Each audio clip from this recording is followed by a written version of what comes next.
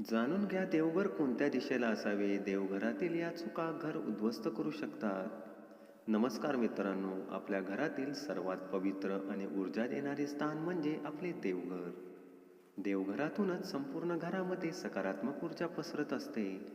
पण अनेकदा नकळत आपल्याकडून देवघर ठेवताना किंवा पूजा करताना अशा काही चुका होतात ज्यामुळे घरात दारिद्र्य येते, कुटुंबातील लोकांमध्ये वाद होतात आणि प्रगती थांबते.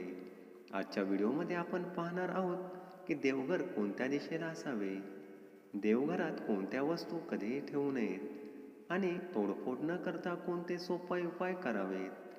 व्हिडिओ खूप महत्त्वाचा आहे, शेवटपर्यंत नक्की पहा. 1. देवघराची योग्य दिशा आणि जागा.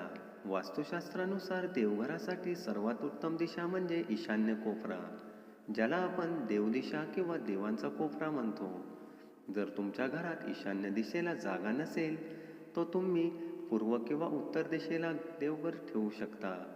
पूजा करताना तुमचे तोंड पूर्वेकडे किंवा उत्तरेकडे असावे. एक गोष्ट नेहमी लक्षात ठेवा, देवघर कधीही संडास बाथरूमच्या भिंतीला लागून किंवा बेडरूममध्ये असू नये. जागा नसल्यास बेडरूममध्ये देवघर असेल तर रात्रीच्या वेळी देवघराला पडदा नक्की लावावा. 2. एकाच देवाच्या 2 मूर्ती आणि खंडित मूर्ती.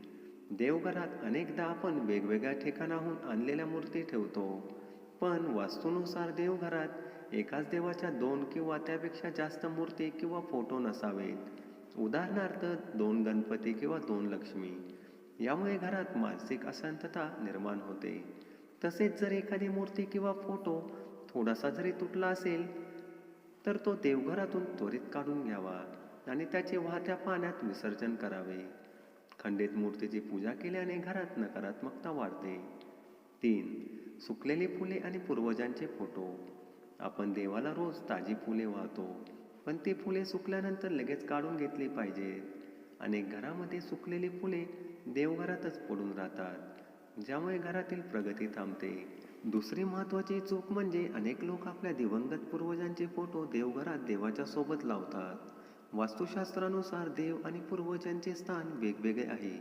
पूर्वजांचे फोटो नेहमी घराच्या दक्षिण भिंतीवर लावावेत, देवघरात अजिबात ठेवू नयेत.